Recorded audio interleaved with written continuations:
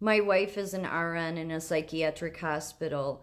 The doctor stayed home for 1 year while the nurses ran the hospital. Half of the half of the patients refused to wear masks. She brought COVID home to me twice. Yeah, it's very hard to get psychiatric patients to keep the masks on. I never liked them because, first of all, smoke particles, like the regular mask, the N95, yeah, there's less that can get through there, but you can't wear, first of all, you can't wear that all day. So just the regular surgical masks, smoke can go through it. So the virus, the COVID viruses, the particles are smaller than that.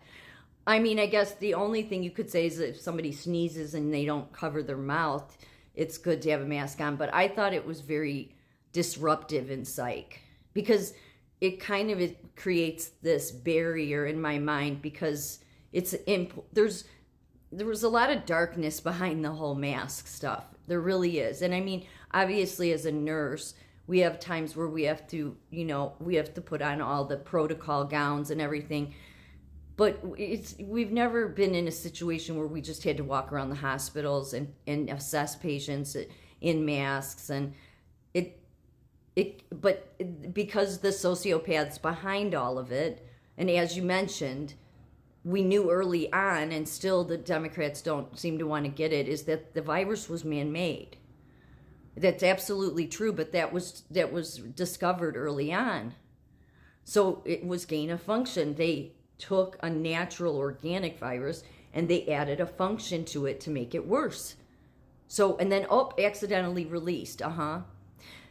So that was the tipping point, I think, for many people, was when that truth, the actual tons of facts on that one came out, even in all the testimony with like Rand Paul and other ways. It was in documents. It was in Fauci's own emails, even though he lied and tried to, cover, just disregard it away. He got caught. And yet people, it's like if you stop and think that this was man-made, it's like, first, my thought was how many others have been man-made? How much damage has the science done over the years with all their research? So I think it was just hard to get patients to keep them on. But I was glad when they got rid of them because you want to be able to see somebody's face, and this is one of the reasons, like, so you mentioned here about doctors staying home. So that wasn't the doctor's decisions. I don't think so. Everything is being corporate run. And even during COVID, but they brought Tele-Health in. And I think psych was the first area of medicine they started using Tele-Health in. And of course, I thought it was bad from the beginning. I've had to use it a ton of times. I think it is the most disgraceful thing to do in psych. It's one thing if you've had a rapport with a doctor and you've met them, there's some personal interaction that's taken place. Then if they have to see their doctor by Tele-Health, then it's totally understandable. It's not a problem. But when you go into like an intake office and they sit a computer in front of you, and somebody from, like, you're in Illinois and somebody in Florida is asking you all these questions, these vulnerable questions, it's just so dehumanizing. I think it's even worse. I'm like, what are we supposed to do about paranoid, schizophrenics, or somebody that believes that the FBI is coming through their TV set trying to, scramble their brain and put wires in their head. And I'm like, and now I'm going to assess this psychotic patient via television. Like it never made any sense, but there's nothing the corporate levels of healthcare have done in the past 15 years that has benefited patients, but that's not been their goal. They say it over and over again that it's about staff and pay. It's not. It's absolutely not. It is every single bit of it is to line their pockets. And it's disgusting. It's disgusting to even be around them. Really, it's just like, because it's just garbage. So the telehealth thing, though, they part of it is they wanted people disconnected, but really what telehealth was all about is so it's one of those slow implementations because people will come to accept AI. So people did really like, especially, I mean, I think telehealth is fine for like cardiac. You see your cardiac doctor, and you don't necessarily need to drive into the office. I get it. It's much more convenient. But where they want to take it, the reason that that became a big thing in 2020 is because of they knew they were going to bring in AI. And that's why right now 40 healthcare systems are doing the learning language model of AI, because eventually that TV screen or that computer screen won't be any doctor from any state talking to you. It will just be an AI robot. That's why they're language learning model.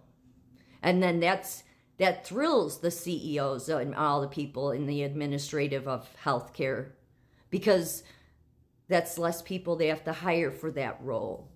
So right now they're doing that role. It's just on the other side of that screen happens to be a human being, but that will change. So then just think the amount of employees they can get rid of. But everything they're doing is it's like wanting to go out of their way to make things hard on patients and hard on staff. So like where I'm at now, they make somebody that comes into intake, because we can get people from other hospitals or just walk-ins, and then they'll sit them in an intake room, and then they'll put a laptop in front of them to be assessed by somebody in Florida, when a nurse from the floor, we're in the building, could go over and do the assessment. Then we don't have to ask the patient the same damn questions a second time.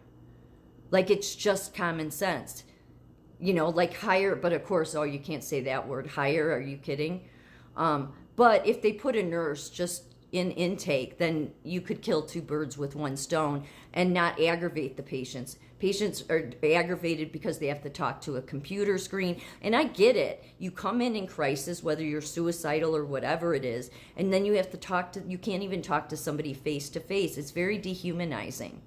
Like the first initial assessment should always be one that's face to face.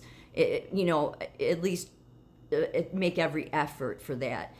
But yeah, I don't think that's not because of the doctors though. That's corporate doing that. They want people to get used to telehealth, because eventually there will be no human on the other end of that screen. It'll be AI, and that's just disgusting.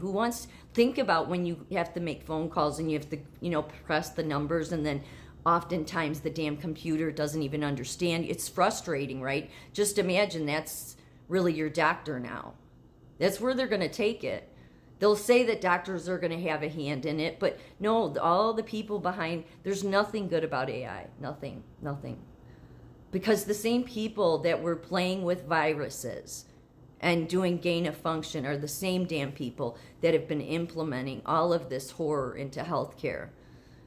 It's just surprising to me that more people don't see it, but I think some people, they just don't want to see it too, and other people just think there's nothing I can do about it, so I'm just going to live my life. I just don't think they realize how bad they want to take it. I don't think they would ever even think that that's something to worry about, when really they should be terrified of it. There's a reason the whole 15-minute cities, that truly is not some conspiracy theory, right? Anybody who's watched the World Economic Forum, and much of what comes out of the World Economic Forum, it goes on to be implemented in countries. So it's a very big deal when they talk about that, they're going to use climate to make you stay you're going to have all your essentials in a 15-minute area, and you won't be able to travel outside that unless on special occasions. It's very dystopian. But then they want people very disconnected. That's why they want to bring a robot in to be the new human, being the empathy bot. They're sick. The people that are truly the mentally ill are at this time anyways, the World Economic Forum and the heads of the healthcare system. They're truly just sociopaths.